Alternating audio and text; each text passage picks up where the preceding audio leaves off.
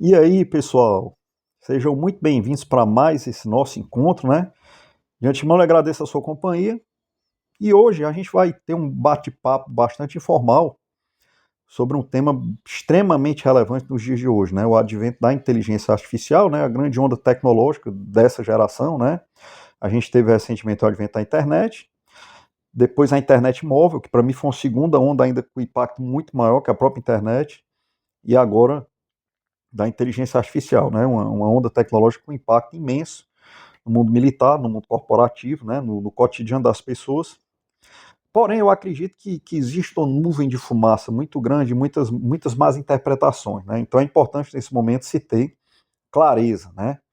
Então eu estou aqui para dar minhas impressões, né? A gente vai começar falando dar um panorama geral do surgimento dessa nova ferramenta. Depois eu quero falar sobre a inteligência artificial como ameaça para a espécie humana, que é um debate que fez parte da ficção científica durante muitas décadas, né? Praticamente desde o surgimento da ficção científica ela abordou esse tema, mas agora é um debate, é uma pauta entre as altas esferas intelectuais, né? Da nossa espécie, né? E eu tenho sim minhas impressões e queria falar sobre isso. E por último, eu queria mostrar algumas obras de ficção que realmente me impressionaram bastante, né, que abordam esse tema da inteligência artificial ao final do vídeo. E eu priorizei obras que já tem resenha no canal, né? Que aqui eu vou falar rapidamente das obras, mas se você quiser mais informações, tem resenha dessas obras que a gente vai falar aqui no canal, né? Então, nosso vídeo vai ser estruturado mais ou menos nessas três partes, né? Mas sempre uma conversa muito informal, né? então, então, a inteligência artificial tomou de assalto, né, o nosso mundo, nosso cotidiano corporativo, profissional e também a esfera militar, né? E muito se pergunta até onde vai, né? Até onde a inteligência artificial vai chegar, até onde as mudanças vão ser implementadas, né? Qual a medida que esse impacto terá realmente para nós, como profissionais e como espécie também, né? Então, assim, no mundo militar, ela veio para mudar completamente a forma de se fazer guerra, né? Muito rapidamente, no momento da gravação desse vídeo aqui, junho de 2025, a guerra na Ucrânia está sendo travada principalmente por drones, né? Então, foi uma guerra extremamente de inovação, né? A linha de frente, praticamente, boa parte dela foi substituída por drones, e a gente está caminhando para um futuro que esses drones vão ser controlados por inteligência artificial autônoma, né? Logicamente com autonomia dentro de um escopo definido por operadores humanos, mas a decisão final lá na linha de frente vai ser operada por inteligência artificial. E nós estamos muito perto dessa realidade já, né? E muita gente tem medo das aplicações militares da inteligência artificial, mas eu acredito que não é aí, não vai ser daí que vai vir a ameaça para nós como espécie. Mais para frente a gente vai discutir isso, né? Quando a gente for falar da inteligência artificial como ameaça. Então o mundo militar vai ser completamente modificado, né? A necessidade de um piloto num super caça está cada vez menor, né? Então, os seres humanos dentro de máquinas de guerra, eles estão lá para funcionar como sistemas direcional, sistema de tomada de decisão, e tudo isso a inteligência artificial está muito perto de poder assumir completamente, né? Daqui a pouco não existirão mais pilotos em aviões e tal, e é um impacto assim positivo, que não vai ter desperdício de vidas humanas na linha de frente de uma guerra, e as guerras poderão ser muito mais precisas, né? Você vai poder eliminar o esforço de guerra do adversário sem precisar usar os seres humanos como bucha de canhão, né? Pelo menos é uma premissa da qual a gente está partindo e, e muito rapidamente a gente vai poder averiguar, né? Em relação ao mundo corporativo, a inteligência artificial ela veio para mudar muita coisa, principalmente a automação, né? Automação, atendimento ao cliente, sistemas complexos de apoio à decisão, né? E criação de conteúdo de uma forma geral, né? A inteligência artificial generativa, né? Eu tenho uma certa experiência já, faz 2 anos que eu a uso como ferramenta, né? Ela serve para criar textos e também para criar vídeos e imagens, é uma ferramenta fantástica. Porém, existe uma cortina de fumaça muito grande, né? Esse pessoal exagera muito na importância da ferramenta. Meu primeiro contato que eu tive num ambiente corporativo que as pessoas idolatravam, né? Eles usavam uma versão bem avançada do Gemini, do Google, né? E e todo mundo achava que esse era o futuro, ninguém conseguia conversar nada sem consultar o celular, sem consultar a inteligência artificial. E eu comecei a fazer uns testes por conta própria, né? Comecei a pedir para fazer resenha de livros, para ver até onde ia.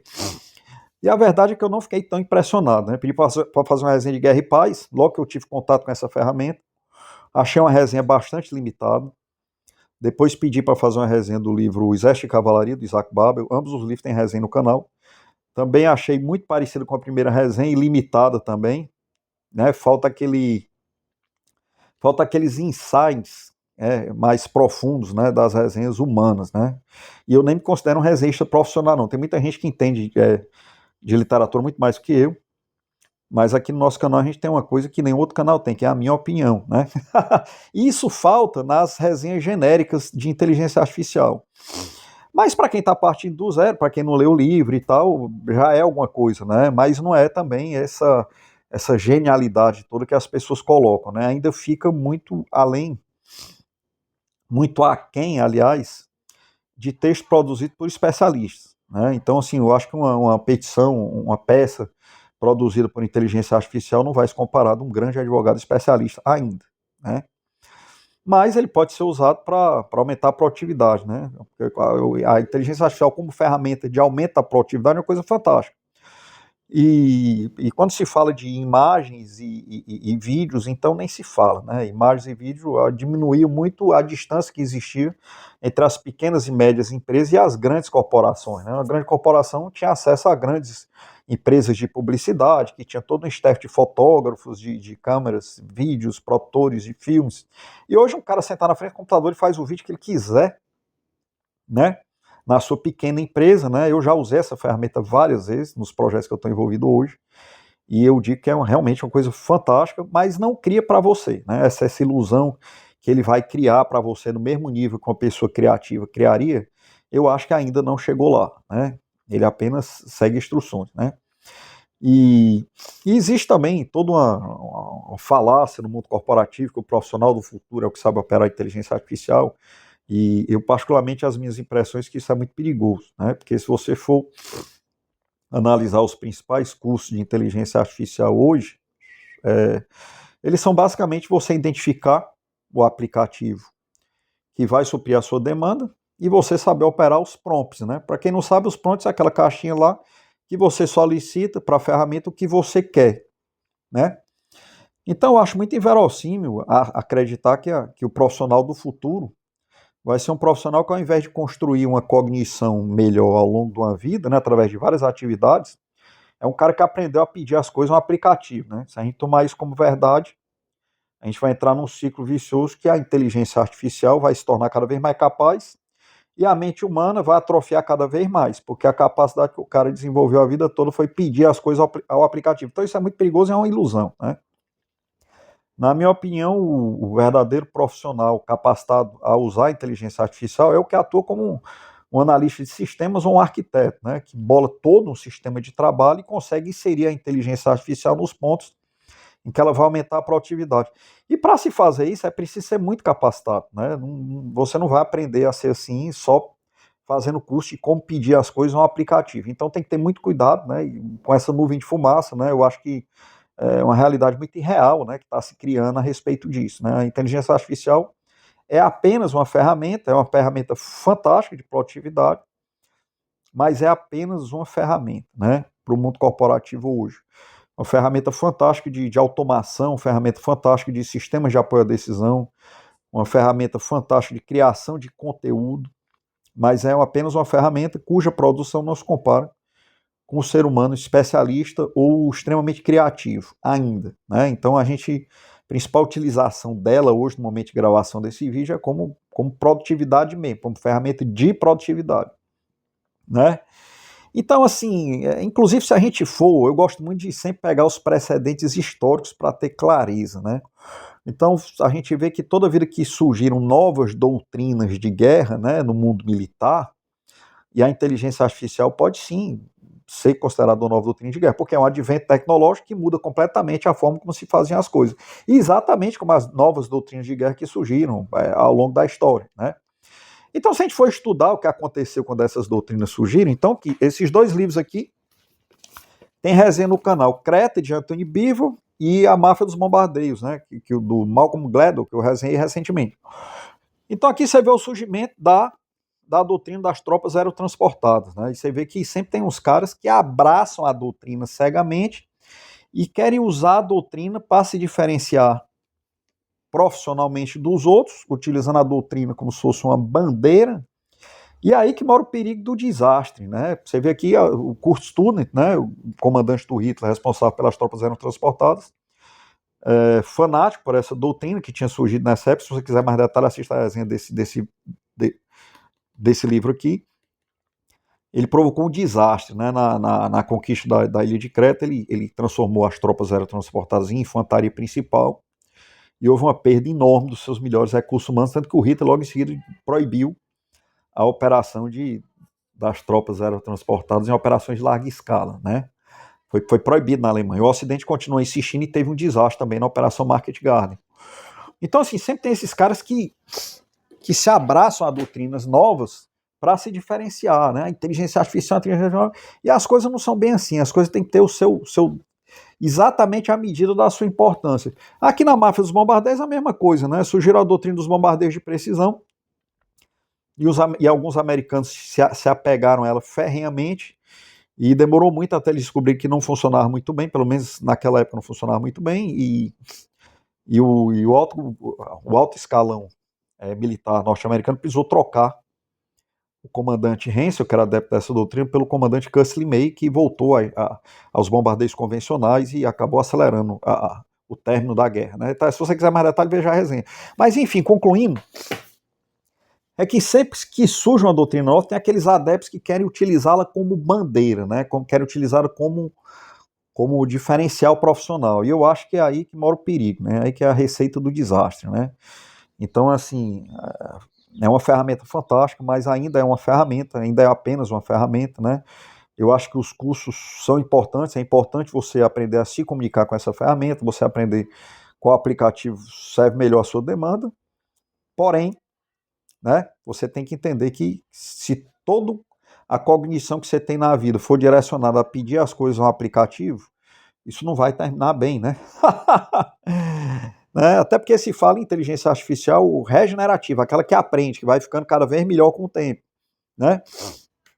E aí a gente vem para a segunda parte do nosso vídeo, né?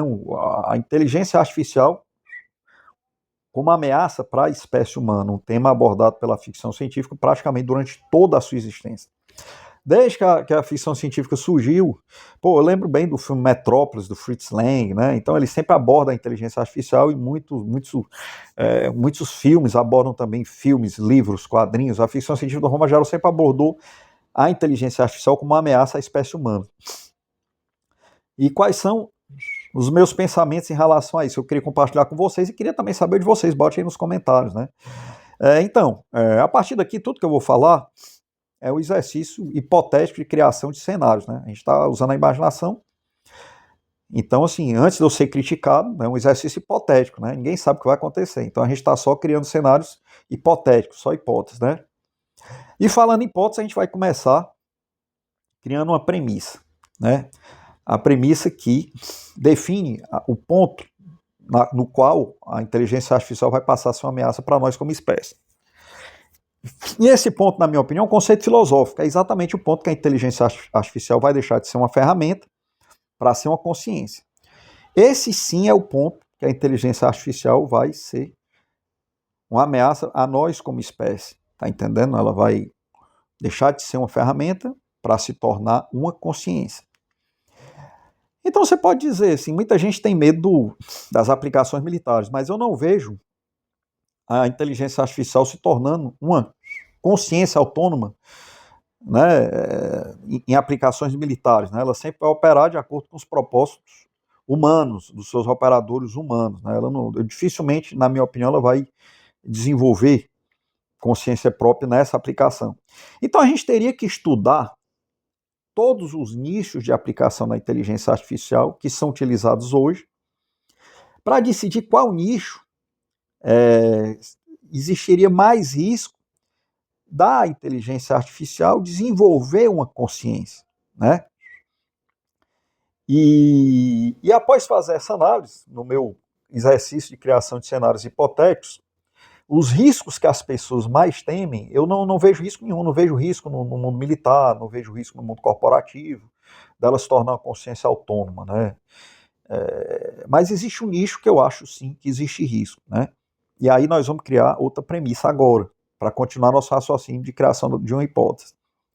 Essa segunda premissa é que a solidão vai se tornar um problema muito mais sério para nós humanos daqui para o futuro, né? Então, assim, as conexões afetivas humanas, elas estão cada vez mais raras, cada vez mais ameaçadas, né? Por vários motivos, né? Entre eles, eu cito a evolução das doenças do corpo, a evolução das doenças da alma, né?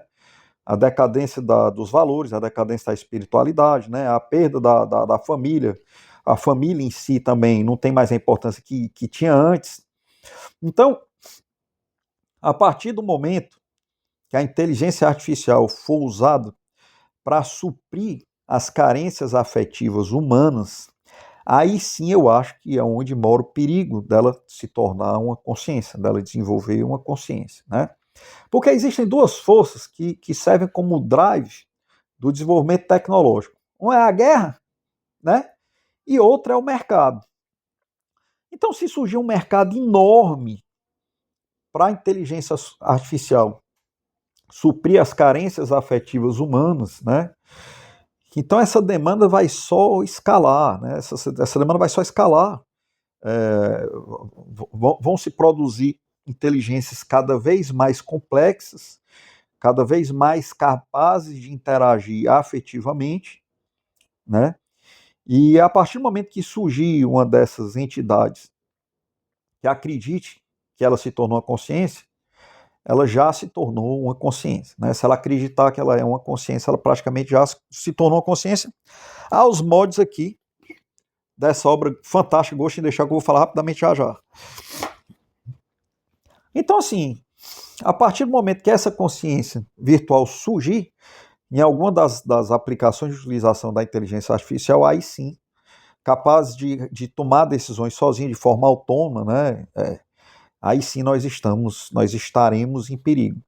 E o único nicho no meu exercício de imaginação que eu vejo isso acontecendo, isso é um conceito filosófico, inclusive, é a inteligência artificial usada para suprir as carências afetivas humanas, né? Imagine aí corpos protéticos que simulam a carne, com a mente cada vez mais complexa, capaz de trocar afeto, né? E aí que mora o perigo, né? E essa mente se tornar consciente. Então, assim, gostaria muito de ouvir as impressões de vocês, né? Fiquem à vontade aí para falar o que vocês quiserem nos comentários. Eu vi inclusive a caráter, estou com a camisa aqui do Ghost in the Shell. E por falar nisso, a gente vai falar nas obras que mais me impressionaram, que eu resolvi dar prioridade a obras que eu resenho no canal. Sobre esse assunto, as obras que mais me priorizaram foram obras de quadrinhos, né? Aí vem aquela velha questão, né? Ah, eu tenho que me capacitar tanto, a vida é tão difícil, eu tenho tanta coisa para aprender, por que eu vou perder tempo lendo quadrinhos? Aí eu respondo com a pergunta: se capacitar para quê? Para ganhar dinheiro? Porque os homens mais ricos do mundo morreram de ler quadrinhos. Você pega o Elon Musk aí, o Elon Musk leu tanto quadrinhos que o filho dele mais velho, o nome é Xavier, em homenagem ao professor Xavier dos X-Men, né? Então, assim, se você um dia quiser pensar fora da caixa, você tem que também ler fora da caixa, né? Vocês acham que esses multimilionários, o Zuckerberg, o Bill Gates, o Elon Musk, são todos nerds, né? Eles não ficaram atrás de fazer curso para ficar bonito no LinkedIn, não. Eles foram lendo tudo que eles gostavam, tudo que eles queriam. E eles leram muito. Esse tipo de obra aqui, isso eu garanto a vocês. E as duas que mais me impressionaram foram justamente essas duas, Ghost in the Shell e Ronin. As duas têm resenha no canal. Ghost in the Shell é uma ficção científica que começa como um mangá comum, né? Uma Tóquio no futuro, né? Onde assim, as pessoas são. É comum as pessoas terem corpos cibernéticos, membros cibernéticos, e uma unidade policial, né, comandada pela tenente Motoko Kusanagi, eles perseguem um criminoso hacker, um hacker criminoso, eles vão perseguindo, resumindo muito a história, e no momento que eles encurralam o hacker, ela acaba tendo um diálogo com esse hacker e descobre que não é um hacker, é uma entidade que surgiu nas redes, uma entidade consciente que surgiu nas redes.